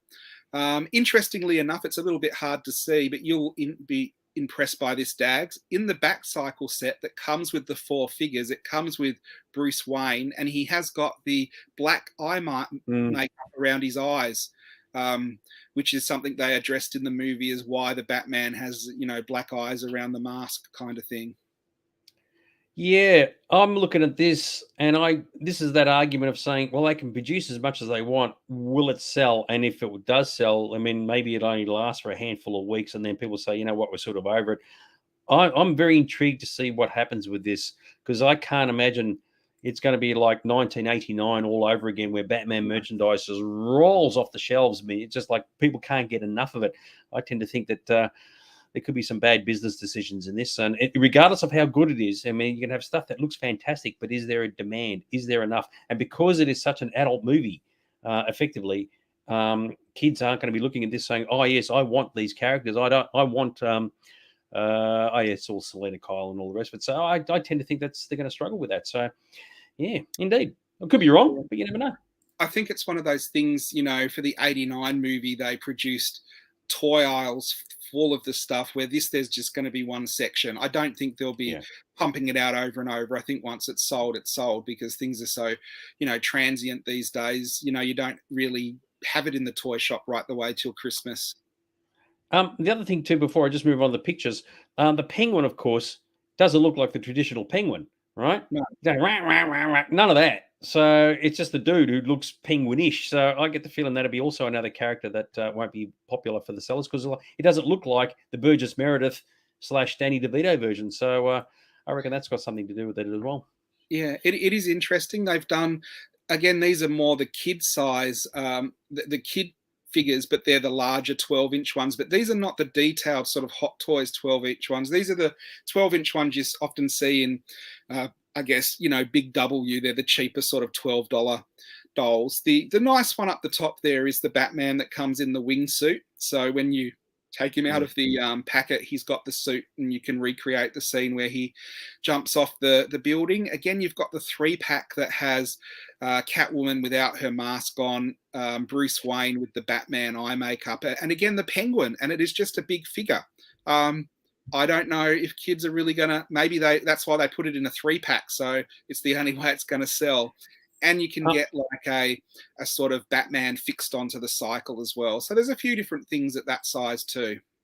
So keen observers will have noticed, as I've just picked up on, right, as you said, the Penguin's just a normal dude. The one character we have not seen yet at all is James Gordon, right? Now, it's interesting because of all the characters, he's actually pretty. So you wouldn't do a Falcone figure because he's just a normal guy. Penguin, for the most part, is just a normal guy. But James Gordon is a bit of a significant character because he works hand in hand with Batman, and we haven't seen anything to do with him at all. So it's just an interesting observation that Gordon has been omitted. I mean, I don't think there's ever been a Gordon figure anywhere, but still, this would have been a good opportunity to include one. So you got, if you can imagine the scenario there, so you got Selena, Bruce, and James over there instead of the Penguin. I reckon that might be the go because they're all the good guys, as it were. So Kevin agrees with you on that one. So yeah, no, that's a good point. I didn't even think about that really, but yeah, there's other characters they could have included, but Gordon would be the one out of all the others that you'd think might get a figure.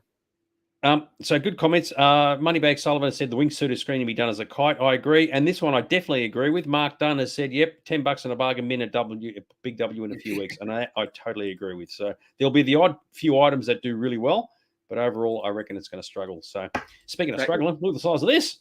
Well, yeah, this is another one, and I thought this is interesting because, again, with what you were saying with the penguin, they've given him his classic penguin umbrella, but it has nothing to do with the character in the movie. They've also given the penguin a big orange gun, which I was struggling to think of. That wasn't from the movie either. And it's an interesting way to do the Batcave, where they've done a minimalist version, where they've basically done a stairwell, and then you can put the bat computer and everything together underneath the stairwell, and it kind of looks like an enclosed bat cave. Now that's interesting because it's a bit of a cheap way to do the bat cave, but I do like it because for people who like to display action figures, do you know what? That can be Darth Maul fighting on Coruscant, not on Coruscant, on Naboo with the Jedi and at the palace. That's actually a good stairwell that you can customize into other stuff. So I don't know if I'm thinking that's what I want to do with the playset, if it's actually a good Batman playset. I got a couple of things here. So Mark had said $10 in the bargain bin in Big W in a few weeks, and Chrissy followed up and said, "Yeah, dumpster dive just before Christmas." See, this is what I find interesting. So we saw earlier that the action figures had a blue background, and yet the box here has a red background. So for consistency, you would have thought the action figures have red, just like this thing has red. Okay. Yeah. And the other thing I want to bring up, I would not be surprised if you do a bit of a search, dude, you would find that this stairwell has been repurposed from another toy. Because Absolutely. yeah, it's like, oh, we've got a stairwell from this other set from this other thing that may be like 20 years ago. Let's just remold it and recast it and chuck it in the playset. So yeah, absolutely. And probably the same with the computers and table and everything Yeah. there. So, Yeah. what is good for a playset? It gives you two figures, because I'm used to buying playsets where they give you nothing. So that's a plus for it, I guess. Yeah. But I do like the color scheme using the red. At least it keeps it consistent, that's for sure, even if it is a bit jarring. But that's the way it's meant to be. So yeah, very cool. Yeah. Now, the Batmobile is interesting because it's probably the most, right back to the serial, black and white serial in the 40s and 50s, it's probably the most normal car they've had as a Batmobile. And so by doing that, it opens up the options where you can sort of have the muscle car crowd who enjoy it, but it also cuts out the people that miss the more edgy sort of Batman look to the Batmobile, because it is a car that could be driven around on the streets and you wouldn't bat an eyelid. Some people would, but a lot of people wouldn't. So there's a few versions of the Batmobile. Now, for people who collect model cars, Jada is one of the companies that do movie cars, and they've done some fantastic ones from, the DeLoreans from Back to the Future and other versions of the Batmobile. This one is an electronic one, so it actually lights up. So there's a couple of pictures there where you can see the headlights are lit up, and that is the actual toy. And the Jada one also comes with a Batman to go with it. So if you are after realistic, good Batmobiles, this is actually a really nice version. Now, Hot Wheels has also got in on the Batmobile bandwagon, and they've released a sort of diagnostic, where the computers are and everything, and that all lights up as well. So they've done two electronic Batmobiles, and the Hot Wheels one is also remote control. So there's a bit of play in both of them. What do you think of the Batmobiles? Yeah, it's a good point. I'm going to bring this up. Sorry. So Gavin asked, "What is it?" And Moneybag Sullivan said, "It looks like a Dodge Charger. It would be an American-based muscle car. You could see that. It works and it doesn't work. And where it works on the idea that if it's a real-life car, you can make one and it would work. That if you see where I'm coming from, but from something that's iconic that people go, oh my god, that is absolutely outstanding. It is probably going to be the worst of the whole lot because it is so normal, which is unfortunate because it's the most practical. Okay, so it's not a '60s bigs like the Ford freaking thing that they built for the '60s, and obviously the car they built for the '80s movies, the '80s movie. But it works and it does work, and I think because of the fact that it doesn't really look that flash, that's what's going to work against it. I think even Batmobile collectors will go, man, it's just a boring car with a bit of stuff stuck on it. So I think that will actually, it's not like the Batman Robin scenario where they said, oh no, manufacture the car so we can actually make toys out of it that will sell. They've actually said, no, we want the car to look practical, but as a toy, it'll be useless. Makes It sense. is it is a car that looks like it could be in the chop shop from Fast and the Furious, and you wouldn't bat an eyelid. It is so realistic. You could put it from one movie to the other, and it would work. So if you took the '89 Batmobile and put it in the Fast and the Furious, it would not work because it's iconically the Batmobile. So, like you said, it has pros and cons. Yep, exactly right. It doesn't have a unique look. That's what I was trying to say. So, Yeah. yeah, it's been unfortunate, but that's the way it goes. It works for the movie, but that's about as far as it goes. So, yeah. Oh, here we go. Watch your pop. You just can't stop. So, yes, and again, Pop has jumped onto the bandwagon, and there are a lot of the Batman pops. So, if you do collect them, there's another half a dozen to a dozen of the regular size pops. There are some chase ones, and then there are earrings and not earrings, sorry, key rings and smaller size mini ones. And they've also done plush pops. So again, it's not one of those movies where they just decided to do 100% agree, but there you go. We have to cover everything. It isn't one of those movies where they've just decided to do three figures and that's it, because sometimes they do that with some movies. This one, they've done all the main characters, including the Penguin. They've done the Batman in a giant size 10-inch pop. They've done Batman in the new Batmobile. They've done chase versions. They've done the red version, again, sort of the poster version up on the top right-hand side there. And then they've done plush pop versions, which means that they really think there's going to be a lot of people that collect this movie. Lots of people collect pops. I do not know if these are going to sell out, or they're going to be like the one we saw that went for $1 on eBay. It's interesting because I just want to just go back to the Batmobile. Gavin has said, yeah, for the people who make their own Batmobile at home would be easy. You're right, it would be, but the problem is nobody would give a shit about it. They just go, oh, that looks very cool. Give me a 60s and 80s version any day of the week. Even the Batman Forever version would be better. So, on the Tumbler and whatever else. So, yeah, anyway, that covers that off. Interesting to note, I assume this is meant to be Falcone here. So, but once again, unless you saw the name on the box, you wouldn't know. It could be just about anybody, really. So, it is one of those things where once they're out of the box, you just don't know on some pops. Batman, you're going to know. The Riddler, you're going to know. Falcone and those ones, they really can be sort of anyone, can't they? yeah, and I got to say, the Riddler over here, that looks pretty povo because it's not the most exciting costume in the world. Once again, it's meant to be for practicality, not for how exciting it looks on the screen. Not like Mr. Freeze's costume from the Batman and Robin movies. So yes, you do wonder.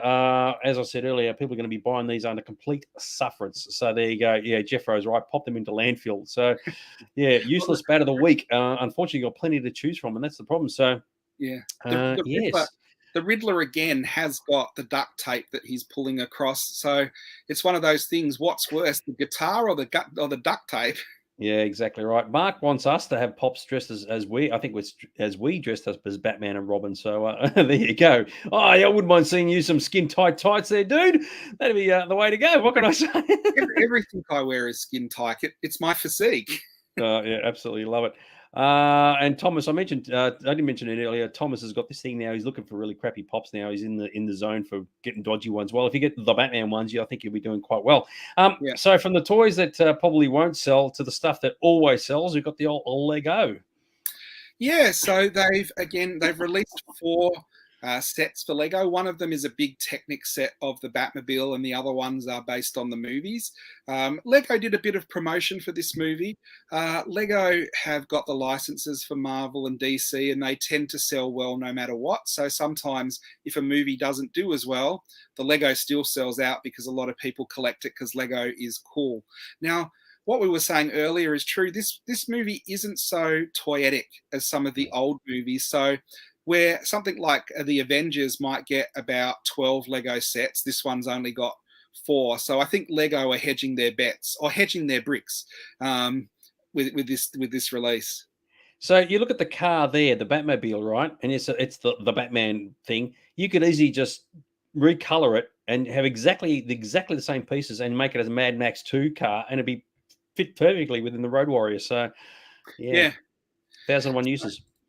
So they have made a Commissioner Gordon as a Lego figure, and they've made a couple of other things. It is interesting to me that the Batcave they've made here is almost identical to the playset where it's got sort of the steps that goes over the top and the Batmobile in the middle and a couple of computers. So I wonder if they were just given the same production designs to all the toy companies and they go, well, that's what it's sort of going to look like, because Lego have done a lot of different Bat caves, from the 66 one to movies to ones from the computer games. I think this is the worst Bat cave Lego have ever done. I think that's a pretty POV Bat cave. Here's what I just noticed. So I assume that to be the Riddler, right? Yeah. But the Riddler's got hair. He's not wearing the mask thing. What's the deal with that? I don't know. Maybe it's what he has under the mask. It's crap. Yeah, you're right. I mean, when you take the mask off, he's a dude with glasses, but they've mixed the two up. Maybe this is meant to be the end scene. Oh, it just looks just weird from my perspective. So it is really weird, but it's one of those things Lego do. Maybe the version of the Riddler in that sort of fetish hood and the zip and all of that was too full on for Lego, so they've softened it down. Yeah, and I do agree with you. As a Bat cave, it's definitely like not exactly the most appealing thing of all time, but you can't see it too well. The box, which is above in the middle, it looks like, oh, it's all underground and it's an amazing Bat cave. And then when you put it together, as a kid, I'd be pretty disappointed with that as a Bat cave. Yeah, there you go. So even Rico has said he's surprised that they use bricks that aren't black, because typically a lot of the stuff is black and it's not. So that's a good point. So you're right, to make it kid friendly, which is funny because the movie is not for kids. So there you go. Yeah. So they've also done quite a few cosplay sets for this. I guess they've done different versions of suits and helmets and capes and accessories, and they've really done the full everyone's going to want to dress up as Batman and Catwoman. Now, do you know what? Most kids will buy a Batman because if they want to be Batman, as long as it's got the black mask, as long as it comes with a cape, and as long as it's got a batarang, you're Batman.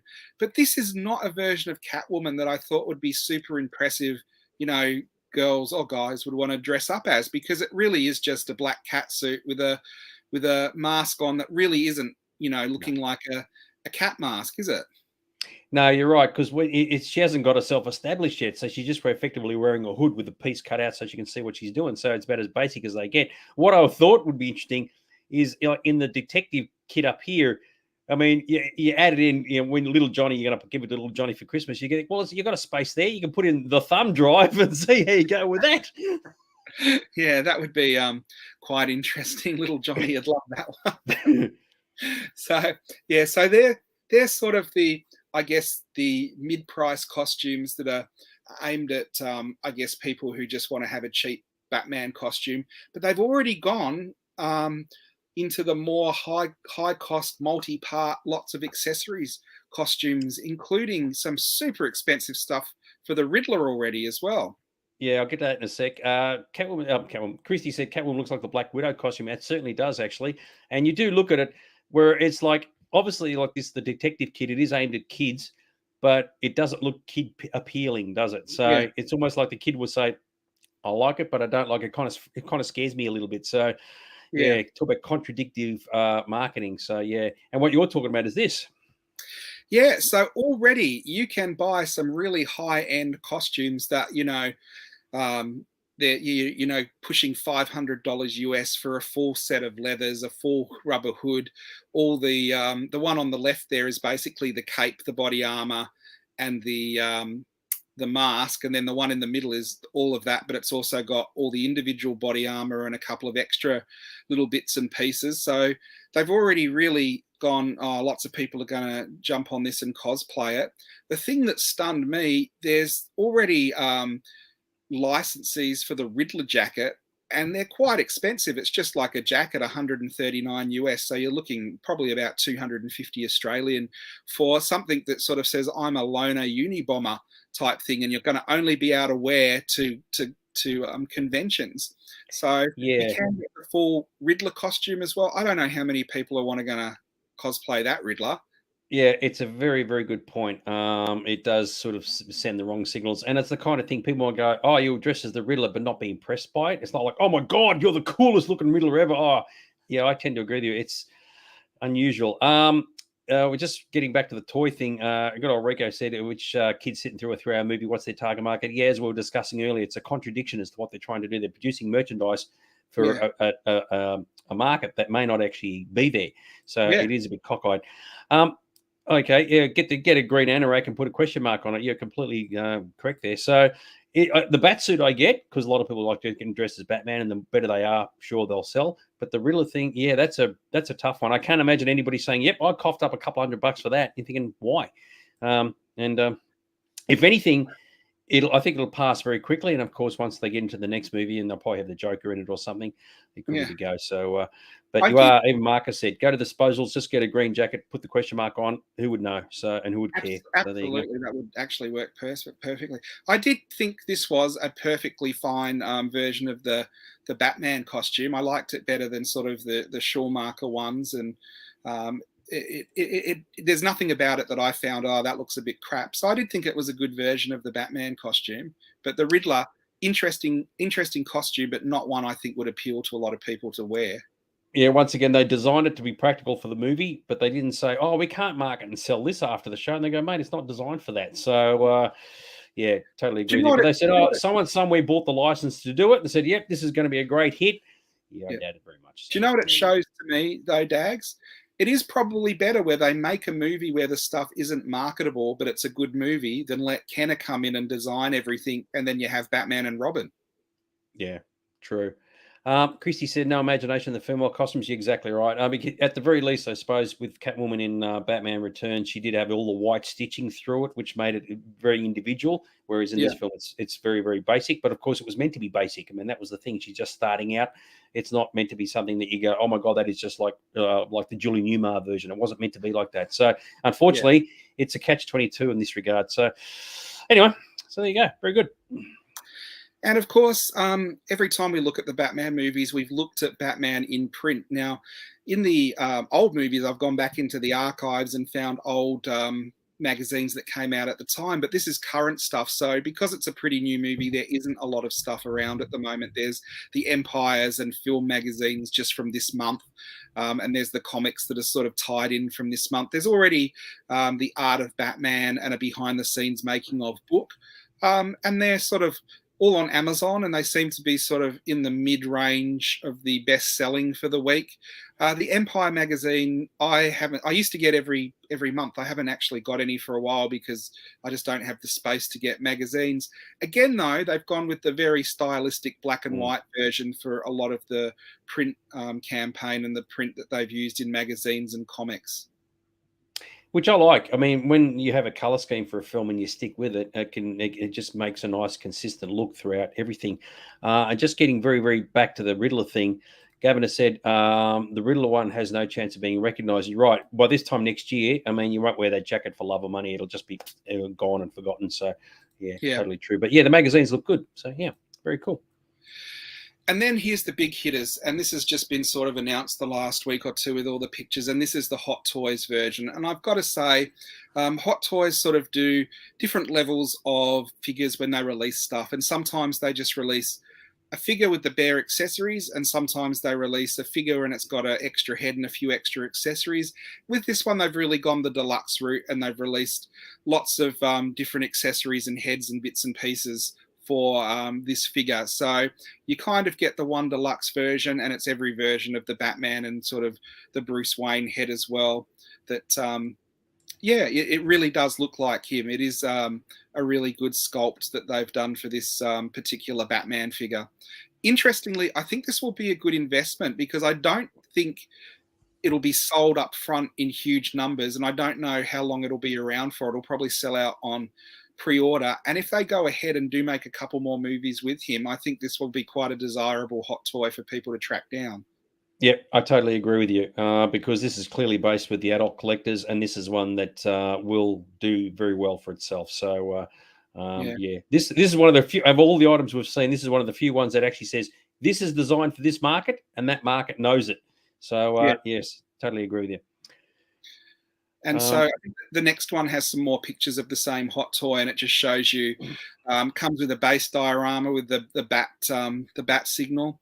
They've got different heads for it, and of course, they've got him in and he's out of his costume. It has the rolling eyes, so you can actually change the position of his eyes inside the head, and also in his mask, you can take the mouth section out. So there's 3 different mouths you can put in. So they really have gone all out on making this one of the better deluxe Hot Toys that they've done for a while. Yep, totally agree. No, well done.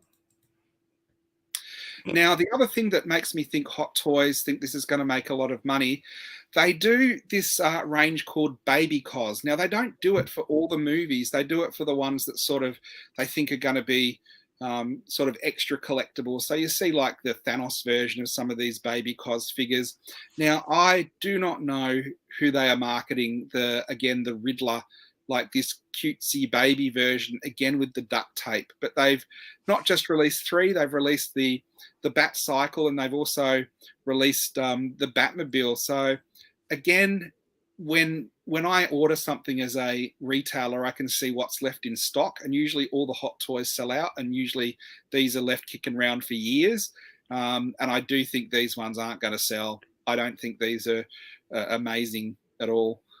Can you imagine like the people buying this for their little kid? They haven't seen the movie, and they go, "Who's this dude?" And they go, "Oh, that's the Riddler." And they go, "Oh yeah, we remember the Riddler. He used to crack all these jokes, riddle me this, riddle me that." It's like, what's this one like? So, oh, he's pretty good. He cuts off people's thumbs and sticks them on the thumb drives and sticky tapes their heads up and videos them when he's got rats eating them and all sort of shit. Buy him. Give him to your kid. The kid will love it. Jesus Christ. Yeah. Well, Hot Toys haven't done a Riddler version, but can you imagine they did a deluxe Riddler with a rat cage with like rats running around the maze? Oh no, yeah, sell that one to the children. Yes, Catwoman did actually have cats, but in the house, she never took them out of the house. And even Batman says you have a lot of cats, so it was quite funny and it worked out well. But no, other than that, they didn't really appear again. She didn't like do anything else with them. But yes, you do wonder what is the deal with this. It's just got weird shit written all over it. But it's the kind of thing that you can almost buy these and keep them as an investment, because in the end, people go, "That's just such a contradiction that it's just too good to pass up." Now, already there's a lot of licensed T-shirts. I haven't seen any locally. I've seen them online, but I'm sure if you go to some of the bigger department stores, they're going to have a Batman section, especially while the movie's in the cinema. The T-shirts kind of use the stylized version of the logo and of images of Batman. They're mainly Batman T-shirts. There aren't really any of Catwoman or the Riddler. I guess that just shows you that they're putting all their money into people loving Batman. There's a couple of hoodies and a couple of jumpers. But you can see there is already quite a few T-shirts out. They're all black and red though. So go Bombers. Yeah, they're not necessarily promoting the character. They're just promoting the film. And it just happens to be the film is named after the character. So you are right. Yeah, if you want somebody else, any of the other characters, where's the Penguin shirt when you need it? Not happening. But I like some of the designs. I reckon they actually kind of groovy. So be curious to see if they end up popping up on people around the place. Yep. And then Warner Brothers Store, which we don't have in Australia anymore, have also released an exclusive range of different products for this movie. These are some of the stuff where it starts getting pretty interesting. You've got like a hat there with a Batmobile driving around it, and then you've got a couple of pairs of shoes. I think sometimes like the pop culture shoes are good. I don't mind these ones. I probably wouldn't wear them myself, but they're not the worst ones I've ever seen. That collection of stuff with the bat symbol on, though, that's interesting. Do you know what that is, Dags? Up here? Yeah. No. No. It's lipstick, powder, perfume, aftershave, and cosmetics. Yeah, so they've actually gone with a Batman cosmetics range. I know they tried that with Star Wars, and they do try with a couple of movies, but if I was a cosmetics company, I'd probably putting my faith in someone like Black Widow rather than the Batman. But you know why they do it? Because they can do it, because in the movie he puts the black makeup on around his eyes.